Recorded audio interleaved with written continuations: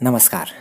आज की इस वीडियो में हम कक्षा 12 की पॉलिटिकल साइंस के खंड ब की यूनिट तृतीय भारतीय लोकतंत्र के समक्ष चुनौतियाँ, इस यूनिट के बहुचयनात्मक प्रश्न प्रस्तुत कर रहे हैं। तो वीडियो प्रारंभ करूं उससे पहले मेरा निवेदन रहेगा कि आप चैनल को सब्सक्राइब कर लें, वीडियो को अधिक से अधिक साथियों तक शेयर करें, लाइक करें। चलिए हम बात करते हैं इस यूनिट का जो पहला अध्याय है, जातिवाद और सांप्रदायिकता। इसके प्रश्न देखें तो हम पहला प्रश्न है, जाति भारत में एक महत्वपूर्ण दल है, निम्न में से किस विद्वान ने कहा। बहुत अच्छा कोटेशन है। यह सब जो बात है ये कही थी जयप्रकाश नारायण जेपी ने। दूसरा जो प्रश्न है, निम्न में से कौन सा कथन असत्य है, यानी गलत है, बाकी सारे सही हैं।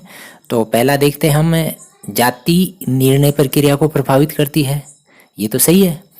दूसरा, राजनीतिक दल जातिगत आधार पर उम्मीदवार खड़े नहीं करते, यही आंसर आएगा। तो यानी जो पार्टियां हैं जाति के आधार पर ही उम्मीदवार खड़े करते हैं, तो आंसर ब जो है वो सही रहेगा। फिर प्रश्न नंबर 3 है, निम्न में से कौन से राज्य की राजनीति में जाति का प्रभाव ज़्यादा है। तो देखो, बिहार, उत्तर प्रदेश, आंध्र प्रदेश, तीनों में ही प्रभाव ज़्यादा है, तो इसका आंसर रहेगा द, यानी उपरोक्त सभी। फिर प्रश्न नंबर 4 है, भारत विभाजन का प्रमुख कारण क्या था। तो भारत विभाजन का मुख्य कारण सभी को पता है, सांप्रदायिकता था। फिर प्रश्न नंबर 5 है, गुजरात के गोधरा में सांप्रदायिक घटना कब हुई थी। ये हुई थी फरवरी 2000 में। बहुत महत्वपूर्ण प्रश्न है, आप इसको जरूर ध्यान में रखें। फिर प्रश्न नंबर 6 है, सांप्रदायिकता का प्रमुख दुष्परिणाम क्या है। देखो, इसमें पहला ऑप्शन है राजनीतिक अस्थिरता, ये भी सही है। दूसरा ऑप्शन, राष्ट्रीय एकता में बाधा पहुंचते ही से, ये भी सही है। आर्थिक हानि भी होती है, यानी उपरोक्त सभी। द आंसर जो है ये सही रहेगा। फिर अब दूसरा जो अध्याय है इस यूनिट का वो है क्षेत्रवाद और भाषावाद। इसका पहला प्रश्न देखें तो हम इसमें इनमें से कौन सा कथन क्षेत्रवाद का परिचायक है। तो क्षेत्रवाद के लिए देखो, पहला कथन देखें हम, राज्यों के पुनर्गठन की मांग, ये भी ठीक है। दूसरा जो है नवीन राज्य निर्माण, ये भी ठीक है।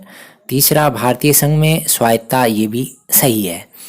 चौथा है स्वयं के राज्य का बड़े राज्य में विलय, ये ठीक नहीं है। तो पहला, दूसरा और तीसरा, यानी तीनों जो कथन सही हैं, तो यानी ऑप्शन जो स है वो सही है।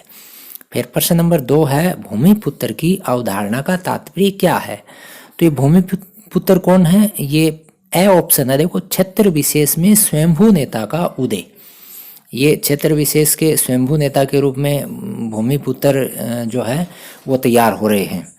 फिर प्रश्न नंबर 3 है, पिछड़े क्षेत्रों के विकास हेतु भारत सरकार द्वारा चलाए जाने वाले कार्यक्रमों की सूची में कौन सा बेमेल है, यानी कौन सा इसमें मेल नहीं खाता, बाकी तो है ये। तो पहला ऑप्शन है जनजाति क्षेत्र विकास योजना, ये भी ठीक है। फिर दूसरा है पहाड़ी क्षेत्र विकास योजना, ये भी ठीक है। तीसरा मरु विकास योजना, ये भी ठीक है। और लास्ट है धर्म स्थल विकास योजना, ये सही नहीं है। तो पहले तीनों जो हैं वो मेल करते हैं और जो द है वो बेमेल है, तो आंसर आएगा इसका द। फिर प्रश्न नंबर 4 है, त्रिभाषा फार्मूले का कौन सा युग्म सही है। तो इसमें पहला ऑप्शन है ए, हिंदी, अंग्रेजी और कन्नड़। तो देखो, इसमें हिंदी, अंग्रेजी और एक जो भाषा स्थानीय भाषा है वो साथ में रहती है त्रिभाषा फार्मूले में, ये आप ध्यान में रखें। इसके बाद में जो 3 नंबर का अध्याय है, आतंकवाद, राजनीति का अपराधीकरण और भ्रष्टाचार, इसके प्रश्न देख लेते हैं हम। पहला प्रश्न है, भ्रष्टाचार का आरंभिक केंद्र औद्योगिक एवं व्यापारिक घरानों द्वारा दिया जाने वाला चंदा माना जाता है। ये चंदा देते हैं, तो ये चंदा कौन लेते हैं, ये चंदा देते हैं राजनीतिक दलों को। तो ब ऑप्शन जो है वो सही है, भ्रष्टाचार इसी से पनपता है ये। फिर दूसरा जो क्वेश्चन है, आतंकवाद के संबंध में निम्नलिखित में से कौन सा सही नहीं है। तो देखो, पहला है यह शांतिपूर्व आंदोलन, ये अहिंसा पर आधारित, तो ये अहिंसा पर आधारित वाला जो ऑप्शन है वो सही, क्योंकि ये आतंकवाद तो है वो हिंसा से जुड़ा हुआ है। फिर दूसरा प्रश्न यानी प्रश्न नंबर 3 है, वर्तमान समय में विश्व शांति को किससे सबसे ज़्यादा खतरा है। तो किससे सबसे ज़्यादा खतरा है, द ऑप्शन आतंकवाद से है। फिर प्रश्न नंबर 4 है, इस्लामी आतंकवाद का निम्न में से कौन सा उद्देश्य नहीं है, यानी बाकी सारे हैं। तो पहला देखते हैं हम, विश्व में मुस्लिम राष्ट्र की स्थापना करना, ये भी सही है। फिर पश्चिमी गैर मुस्लिम शक्तियों का हिंसक गतिविधियों से प्रतिरोध करना, ये भी ठीक है। और स ऑप्शन है, विश्व में शांति स्थापना करना, तो इनका उद्देश्य शांति तो है ही नहीं, तो ये स ऑप्शन है, ये सही है, यानी ये स उत्तर आएगा। फिर अगला 5 नंबर प्रश्न है, निम्नलिखित में से कौन सा देश आतंकवाद को प्रश्रय देता है, तो आतंकवाद को देने वाला अपना पड़ोसी पाकिस्तानी है। फिर 6 नंबर क्वेश्चन है, एलटीटी लिट्टे किस देश में सक्रिय था, तो लिट्टे था श्रीलंका में। आजकल लिट्टे का प्रभाव वहाँ पर खत्म हो चुका है, पहले लिट्टे था वहाँ। फिर प्रश्न नंबर 7 है, निम्नलिखित में से कौन सा राज्य आतंकवाद से सर्वाधिक प्रभावित है, तो आतंकवाद से भारत का जम्मू कश्मीर राज्य प्रभावित है सबसे ज़्यादा।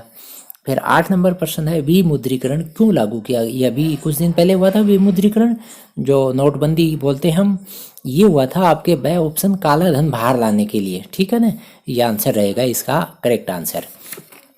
इसके बाद में इस यूनिट का जो अंतिम अध्याय है आपके गठबंधन की राजनीति, इसके प्रश्न देख लेते हैं। तो पहला प्रश्न है इसके अंदर, देश में प्रथम 3 आम चुनाव में किस दल का वर्चस्व रहा, तो इसमें ब ऑप्शन भारतीय राष्ट्रीय कांग्रेस, यानी जिसको हम कांग्रेस बोलते हैं, इसका पूरा नाम भारतीय राष्ट्रीय कांग्रेस, ब ऑप्शन सही है।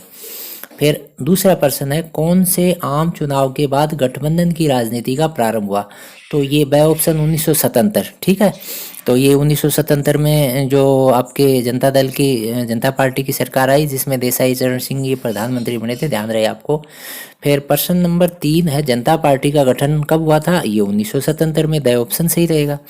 फिर 4 नंबर प्रश्न है, डॉक्टर मनमोहन की गठबंधन सरकार जिस गठबंधन की थी वह कौन सा है, तो ये गठबंधन है आपके स ऑप्शन संयुक्त लोकतांत्रिक गठबंधन, इसको हम यूपीए भी बोलते हैं, यूनाइटेड प्रोग्रेसिव अलायंस, ठीक है। फिर अंतिम जो प्रश्न है, राजनीतिक दलों की दृष्टि से भारत में जो दलीय व्यवस्था है वो कौन सी व्यवस्था कहलाएगी, बहुदलीय, यानी भारत में बहुत सारी तरह की पार्टियां होती हैं। तो साथियों, ये इस यूनिट के प्रश्न थे, और आशा है आपको वीडियो पसंद आया होगा और आप सभी तक इसको शेयर करें। धन्यवाद।